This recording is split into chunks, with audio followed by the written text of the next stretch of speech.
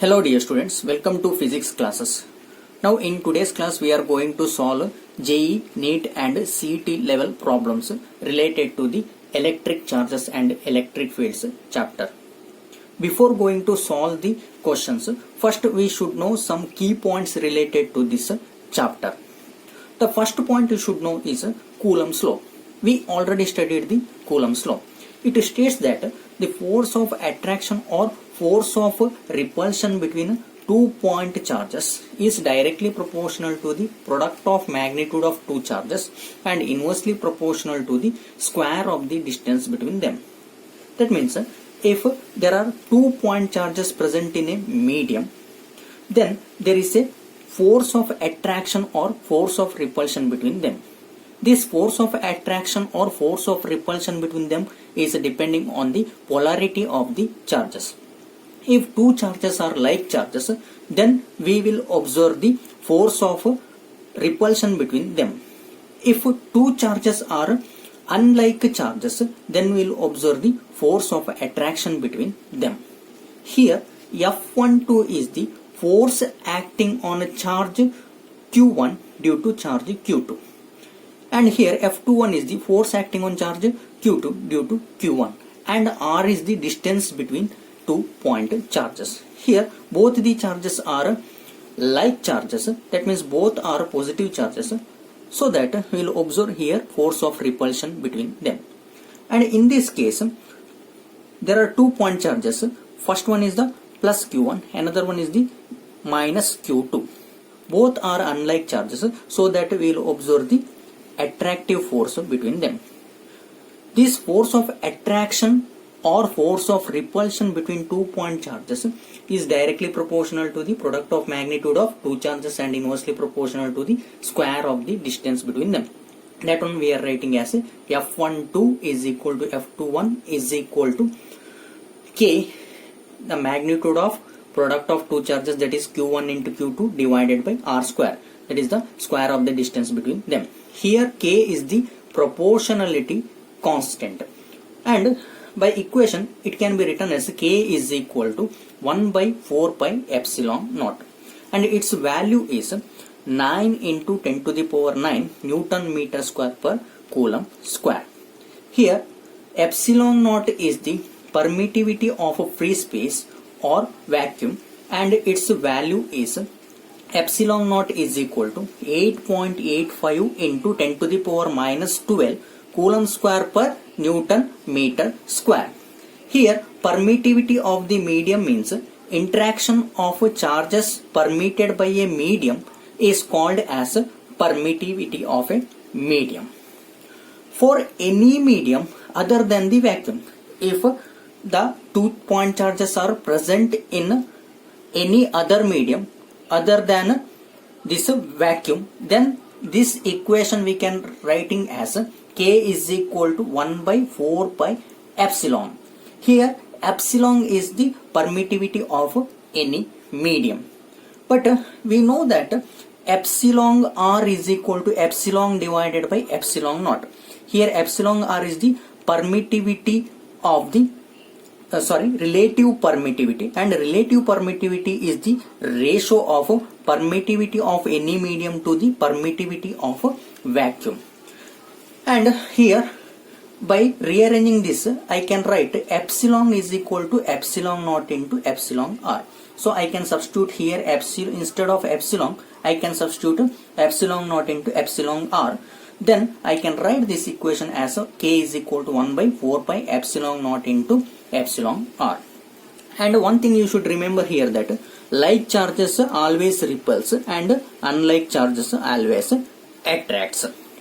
And another thing you should remember, that Coulomb's law is only applicable for the point charges, not for extended objects. This Coulomb's law is only applicable for the point charges. That means very small charges this law is applicable. For extended objects it is not applicable. Therefore for extended objects we define the concept of electric field. Now we'll see what is the meaning of electric field. Electric field is nothing but it is the force experienced per unit charge. That means here, see, here one unit positive charge is there, that is a plus q, this is a point charge, and here another one is charge is there, this is a source charge, and r be the distance between two charges. Because of this source charge, this point charge, or it is also called as a test charge, will experience a force. The force experienced by this unit charge due to this source charge gives the electric field, and its direction is, this is the direction of force experienced by this test charge due to the source charge.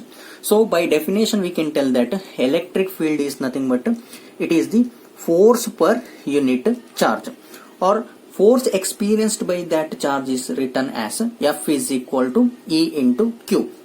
But from Coulomb's law we know that if two charges are there, then from Coulomb's law we can write force of attraction or force of repulsion between them is equal to 1 by 4 pi epsilon naught.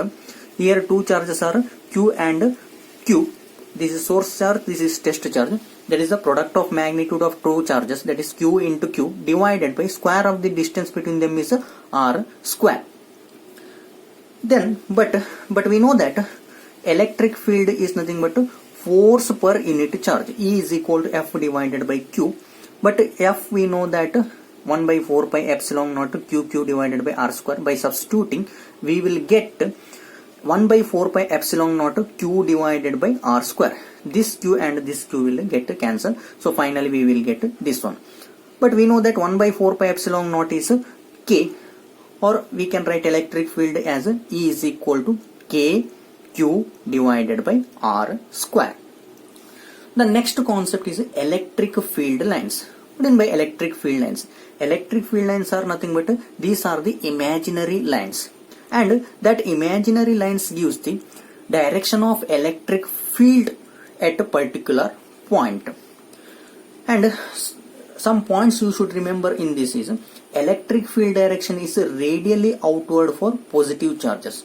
If any positive charge is present in a medium, then the electric field direction for the positive charge is radially outward like this. And electric field direction is radially inward in the case of negative charges. Suppose that if a negative charge is present in a medium, then electric field direction for this negative charge is radially inward like this. The next concept is electric dipole. Now we'll see what is the meaning of electric dipole. Equal and opposite charges separated by a small distance is called as electric dipole. Suppose that if I take two equal and opposite charges, two equal and opposite charges means here see there are two charges are present, one is minus Q, one is plus Q. See here they have same magnitude, the magnitude of charge is Q only, but their polarity is opposite. See, this one is negative charge, this one is a positive charge, and they are separated at a small distance, that is 2a. See here this is the center of the distance, so that from this charge to the center it has a distance a, from this charge to the center it has distance a, total distance is 2a. So that equal and opposite charges separated by a small distance is called as a electric dipole. Next, another point you should remember, electric dipole moment. We'll see what is the meaning of electric dipole moment. It is the product of magnitude of one of the charge and distance between them. The product of magnitude of one of the charge and distance between them is called as electric dipole moment. See here there are two charges are there. They are equal and opposite charge. If the product of magnitude of one of the charge and distance between them, the magnitude of one of this charge and the distance between them is 2a, that is called as electric dipole moment. Here electric dipole moment is a vector quantity, so that it has a direction. Its direction is always from negative charge to positive charge. And another thing you should remember, that electric field due to electric dipole at a point on the axial line. Suppose that see here there are two charges, equal and opposite charges, that one we call it as electric dipole. Due to this electric dipole there is a electric field at a point on the axial line. The expression for electric field due to this dipole at a point on this axial line or at a point P on the axial line is E is equal to 1 by 4 pi epsilon naught 2p divided by r cube. But we know that 1 by 4 pi epsilon naught is the proportionality constant. That one we are writing as k. So by substituting here k, I can write E is equal to 2kp divided by r cube.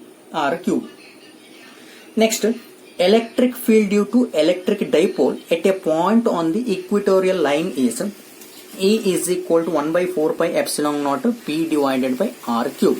See here, due to this electric dipole, we are going to get the expression for electric field at a point here, that is a point on the equatorial line. This is an equatorial line, and expression for that electric field due to this dipole at this point P or at a point on the equatorial line is equal to 1 by 4 pi epsilon naught P divided by r cube. But we know that 1 by 4 pi epsilon naught is k. Then by substituting we can write E is equal to kp divided by r cube. Sorry, this one is r cube.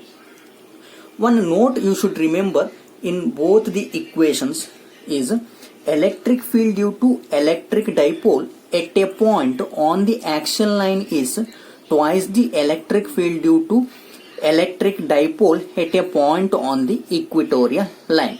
If you observe both the equations are almost same, but this expression means electric field due to electric dipole at a point on the axial line. It is 2 times that of electric field due to electric dipole at a point on the equatorial line. So that we can write electric field due to the electric dipole at a point on the axial line, that is equal to 2 times the electric field due to electric dipole at a point on the equatorial line. Next point is electric dipole in an external electric field. You know that suppose that if we place electric dipole in an external electric field, then this electric dipole will experience a torque. We know that torque is nothing but that is the rotational force, and here each charge will experience a force. See, each charge experience a force in QE amount, but their magnitude is same, but they are opposite in direction. The force direction is opposite to each other, but their magnitude is same. So that we can tell the net force acting on that dipole is equal to 0. But the torque acting on that dipole, expression for torque can be written as tau is equal to P cross E vector.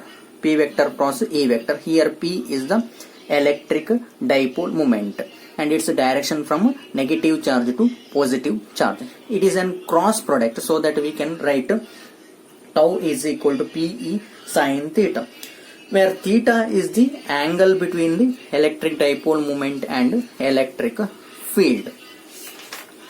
Now, another thing you should remember, potential energy of a dipole in an external electric field.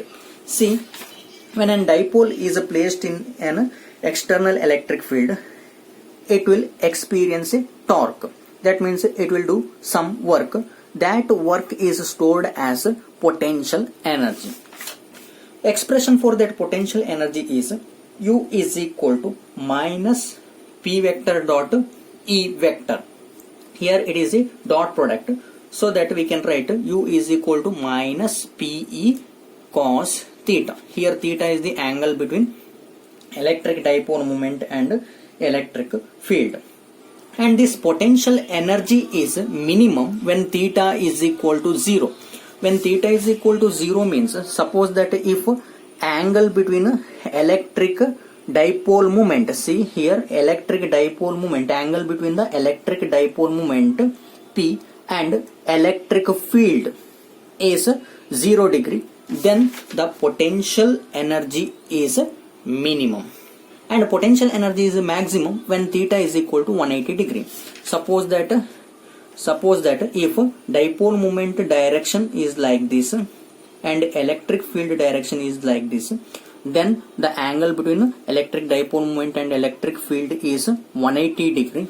In that case, potential energy is maximum, that is U maximum is equal to P into E.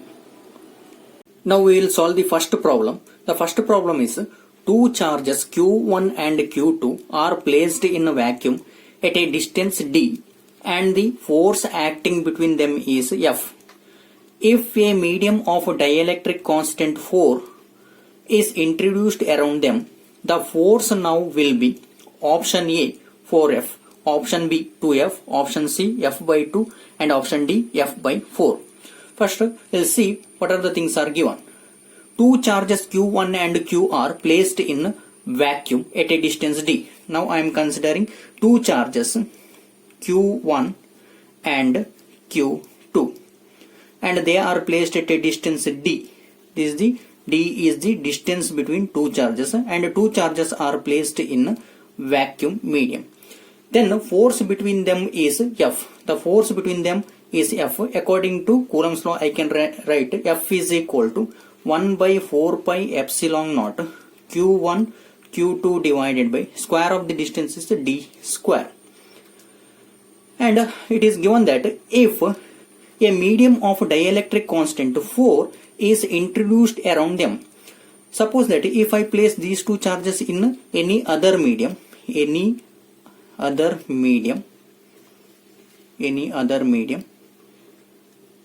charges are Q1 and Q2, but the distance between them is the same in other medium also. But here the dielectric constant or relative permittivity of the medium is different, that is epsilon r, or dielectric constant K is given, that is 4. In any other medium, the force between them I can write F dash is equal to, by using Coulomb's law, F dash is equal to 1 by 4 pi epsilon. Instead of epsilon naught, I am writing as epsilon because this is not a free space or vacuum. This is any other medium. So that 1 by 4 pi epsilon into Q1 Q2 divided by distance between them is same, d square. Now we know that relative permittivity or dielectric constant epsilon r is equal to epsilon divided by epsilon naught. So that I can write epsilon is equal to epsilon r into epsilon naught. So here I can substitute, instead of epsilon I can substitute epsilon r into epsilon naught. Then F dash is equal to 1 by 4 pi, instead of epsilon I can write epsilon r into epsilon naught into Q1 Q2 divided by d square. Now I am writing F dash is equal to 1 by 4 pi epsilon naught. This one I am writing together, 1 by 4 pi epsilon naught into Q1 Q2 divided by d square into this 1 by epsilon r I am writing here. But we know that 1 by 4 pi epsilon naught into Q1 Q2 divided by d square, that is equal to F. This is the force between two charges in a vacuum medium, so that I can substitute this much as F into 1 by epsilon r. Epsilon r, it is given that 4. So that force F dash is equal to F divided by 4. So answer is F divided by 4, option D. The next problem is three charges plus Q, Q minus Q are placed respectively at a distance d by 2 and d from the origin on the x-axis. If the net force experienced by the charge plus Q placed at x is equal to 0 is 0, then value of Q is option A minus Q by 4, option B plus Q by 2, option C plus Q by 4 and option D minus Q by 2. Here it is given that there are three charges. They are plus Q, Q and minus Q. They are placed at a distance d by 2 and d from the origin on the x-axis. See here, I considered two axes. One is the y-axis, another one is the x-axis. All the three charges are placed on the x-axis. And if net force experienced by plus Q placed at x is equal to 0 is 0. That means out of these three charges, this charge is placed at the origin. That is x is equal to 0. Here that plus q charge is placed at the origin. And net force acting on this charge due to other two charges, that is equal to 0. And the distances are given. Distance from this plus q charge to small q charge, that is d by 2. That is given here. This distance is d by 2. And this plus q charge to minus q charge distance is d. From here to here it is d.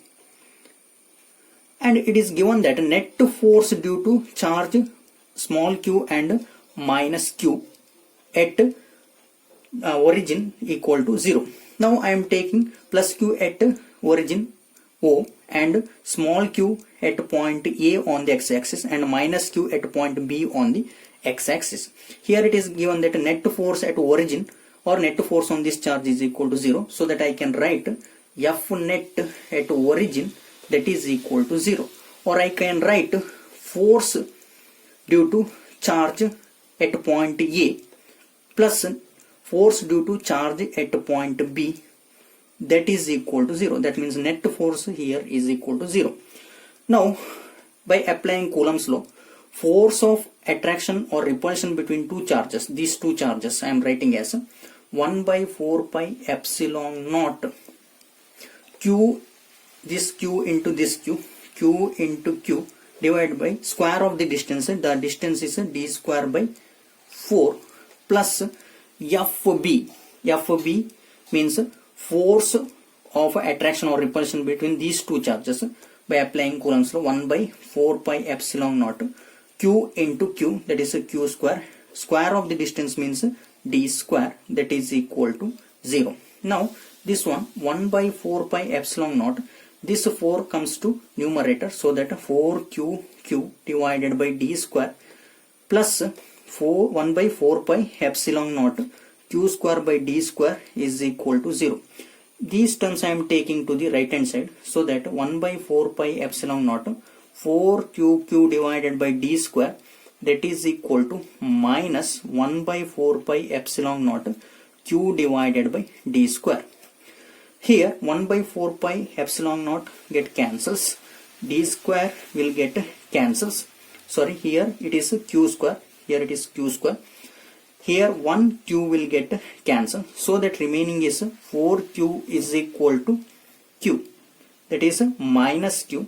Therefore this q is equal to minus q divided by 4. So answer is minus q by 4, that is option A. The next problem is equal charges q are placed at the vertices A and B of an equilateral triangle ABC of side A. The magnitude of electric field at the point C is option A q divided by 4 pi epsilon naught A square, option B square root of 2 q divided by 4 pi epsilon naught A square, option C root 3 q divided by 4 pi epsilon naught A square, option D q divided by 2 pi epsilon naught A square. Now it is given that equal charges q are placed at the vertices A and B of an equilateral triangle ABC. Now I am here considering equilateral triangle. In the case of equilateral triangle, all the sides are same. Assume that this is an equilateral triangle ABC, and sides of this equilateral triangle is given as A. All the sides are same. This is also A, this is also A.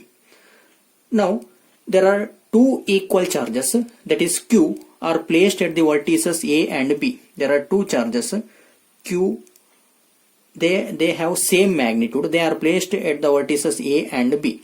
Both are positive charges. Now we have to find the magnitude of electric field at the point C. See here, now we have to find the resultant electric field at point C due to charge at point A and charge at point B. Now both the charges are positive charges.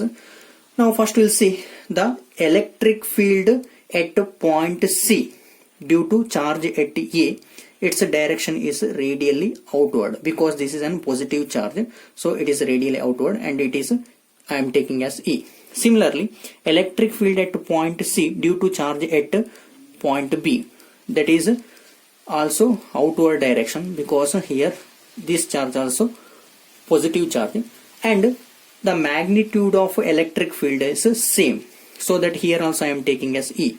Both are equal charges, so that here also electric field E, here also electric field E. Magnitude is same but directions are not same. Now see, in the equilateral triangle all the corners have 60 degree. This is 60 degree, this is 60 degree and this is 60 degree. Total angle is 180 degree. If this one is 60 degree, this angle also 60 degree. Okay, now we have to find the resultant electric field or magnitude of electric field at point C. We know that the expression for resultant is R is equal to square root of A square plus B square plus 2AB cos theta.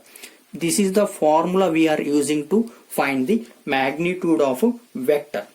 Here, to find the magnitude of electric field at point C, we are using this formula. Instead of A, here we are using E. Instead of B also, here it is E, because the charges are equal charges. Their magnitude of electric field also same. So that the resultant electric field, instead of R, I am writing as EC. Electric field at point C, that is EC, that is magnitude of electric field, square root of, instead of A, that is E square, plus instead of B also E square, plus 2 E into E cos theta. Here theta is the angle between electric fields. See here, EC is equal to square root of E square plus E square plus 2E into E square cos theta is angle between these two electric fields is 60 degree, so cos 60 degree. Therefore EC is equal to square root of E square plus E square plus 2E square cos 60 degree is half, that is 1 by 2. Here 2 will get cancelled. Therefore EC is equal to E square plus E square 2E square plus this one is E square. Therefore EC is equal to square root of 2E square plus E square. Totally it is 3E square. Now EC is equal to square root of, this one I am writing a square root of 3. This square will get cancelled into E. But we know that expression for electric field as square root of 3 into electric field expression is 1 by 4 pi epsilon naught into Q divided by the distance is A. So the square of the distance is A square. So this is the magnitude of electric field at point C. So that answer is option C.